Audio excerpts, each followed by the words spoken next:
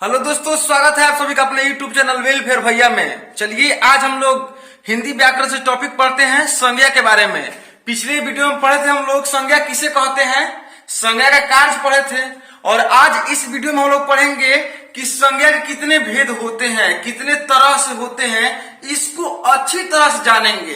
तो देखिएगा, बहुत मजेदार और शानदार लगेगा आपको देखने में और पढ़ने में भी।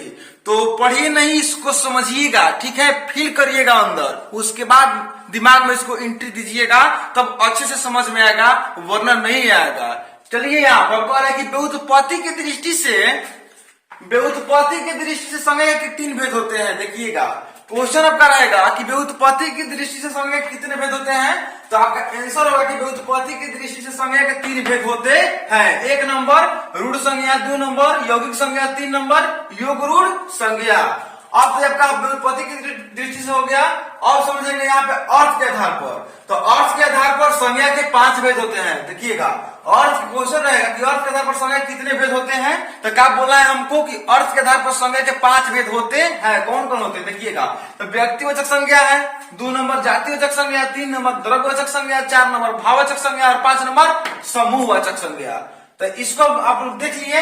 अब पढ़ेंगे बारी बारी से हम लोग कि रूढ़ संज्ञा किसे कहते हैं, यौगिक संज्ञा किसे कहते हैं, योग रूढ़ संज्ञा किसे कहते हैं, और व्यक्तिवाचक संज्ञा किसे कहते हैं, जातिवाचक संज्ञा किसे कहते हैं, द्रव्यवाचक किसे कहते हैं, भाववाचक और समूहवाचक। अलग अलग तरीके से और शानदार तरीके से पढ़ेंगे इसको। तो आप देखते रहिएगा और समझने की कोशिश करिएगा। आपको उम्मीद है कि समझ में अच्छी तरह से आ जाएगा, ठीक है। चलिए अब एक एक करके हम लोग देखते हैं यहाँ पे।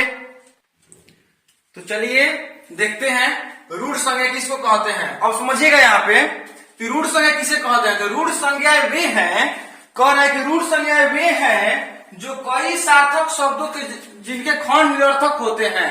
रूढ़ संज्ञाएं वे हैं जिनके खंड सार्थक होते हैं। जैसे में देखिएगा, समझिएगा यहाँ पे, जैसे में कह रहा है कि कमल, तो कमल शब्द के तीन खंड हैं, क, म तथा ल, और तीनों में किसी का अर्थ नहीं होता है, इसलिए कमल कौन संज्ञा है, रूढ़ संज्ञा। कमल कौन संज्ञा है, रूढ़ संज्ञा। फिर से देख लीजिए एक बार, कह रहे हैं कि रूढ़ संज्ञा वे हैं जिनके खंड निरर्थक होते हैं। जैसे कमल, कमल में तीनों खंड है, क, म तथा ल, लेकिन क का कुछ अर्थ होता है, नहीं होता है, म का कुछ अर्थ होता है, नहीं होता है, ल का कुछ अर्थ होता है, नहीं होता है, इसलिए कमल कौन संज्ञा है, रूढ़ संज्ञा। अब दो नंबर देखेंगे हम लोग, कह रहे कि यौगिक संज्ञा। तो यौगिक संज्ञा क्या कह रहा है कि यौगिक संज्ञाएं वे हैं जो कई सार्थक शब्दों के योग से बनते हैं। कह रहे कि यौगिक संज्ञाएं वे हैं जो कई सार्थक शब्दों के योग से बनती है, इनके खंड सार्थक होते हैं। जैसे में देखिएगा कि पाठशाला, तो पाठशाला के दो खंड यहाँ पे दिया हुआ है आपका, पाठ और शाला। तो पाठ का मतलब क्या होता है, पढ़ाई, और शाला का मतलब घर। अर्थात क्या हुआ यहाँ पे कि जहाँ पढ़ाई होती हो, पढ़ाई का घर, पढ़ाई का घर। तो क्या हो गया आपका पाठशाला। पाठशाला क्या कहेंगे हम लोग, यौगिक संज्ञा, इसलिए आपका पाठशाला क्या हुआ, यौगिक संज्ञा। पाठ का भी कुछ अर्थ है पढ़ाई, और शाला का अर्थ है घर, और दोनों का कुछ ना कुछ अर्थ हो रहा है। तो अब इसको क्या कहेंगे हम, यौगिक संज्ञा। जिसका कुछ अर्थ निकले खंड करने पर उसे यौगिक संज्ञा कहते हैं। जिसका कुछ अर्थ न निकले उसको हम रूढ़ संज्ञा कहते हैं। अब देखते हैं यहाँ पे कि योग रूढ़ संज्ञा किसको बोलते हैं। तो कह रहा है कि योग रूढ़ संज्ञा वे हैं जो अपने खंडों का अर्थ छोड़कर दूसरा ही अर्थ देती हैं।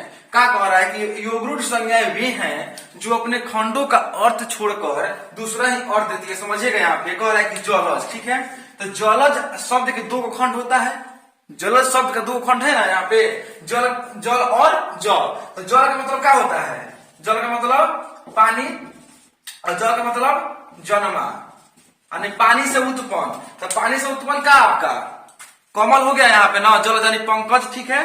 तो कमल पानी से उत्पन्न आपका काई भी है, जोक भी है, मछली भी है। लेकिन यहाँ पे समझिएगा कहता है यानी कि योग रूढ़ संज्ञा वे हैं जो अपने खंडों का अर्थ छोड़कर कुछ दूसरा ही अर्थ देता है।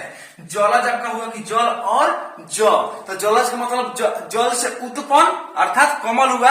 मान लीजिए कहता कि लंबोदर, तो लंबोदर है तो यानी कि लंबा लंबोदर। तो लंबा उदर क्या है, लंबा उदर, यानी कि लंबा बड़ा जिसका पेट हो, तो बड़ा पेट किनका है? गणेश, गणेश जी, गणेश, गणेश जी।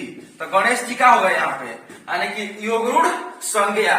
तो इसको देखिएगा अच्छे तरीके से समझिएगा, यानी कि अपना खंड को छोड़ के अर्थ जो उसका अपना अर्थ है दूसरा अर्थ देता है, उसी को हम योग रूढ़ संज्ञा कहते हैं। ठीक है, तो ये आपका होगा रूढ़ संज्ञा, यौगिक संज्ञा और योग रूढ़ संज्ञा।